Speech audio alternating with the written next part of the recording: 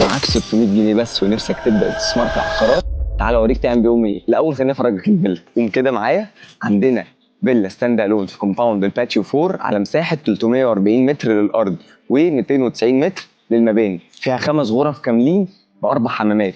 تعال افرجها لك بقى من جوه كده.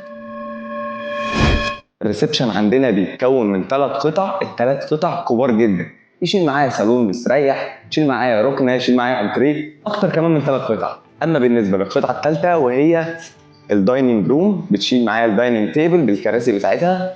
وبعد كده عندنا هنا بقى المفاجاه، ان الفيلا فيها اسانسير بيجيبني من اول الارضي لحد الدور الثالث اللي هو الروف. بنيجي هنا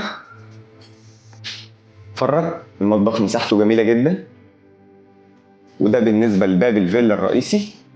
واول ما بدخل بيكون على يمين الجست تويلت، ودي غرفه صغيره ستورج روم. تعالى نطلع الدور اللي فوق واوريك شكل الفيلا، وما تنساش ان انا لسه ما قلتلكش. تعالى ورا. اول ما بتطلع بيقابلك اوضه في البدايه كده، بتبص على الفيو الجميل بتاع الكومباوند. تعالى معايا، مش ده المهم، تعالى اوريك اوضه تانية، لان الفيلا فيها 5 غرف. دي تاني غرفه بتبص على نفس الفيو، وده السيرفيس تويلت بتاعها. اما بالنسبه للغرفه دي فدي ماستر بيدروم بحمام بشاور، فيها كل حاجه تقريبا. الفيو بتاعها بيكون جبار. تعالى اوريهولك من الاوضه الثانيه. تعالى تعالى ما تروحش، تعالى تعالى اوريك الاوضه الثانيه. وما تنساش والله انا فاكرك. تعالى بس.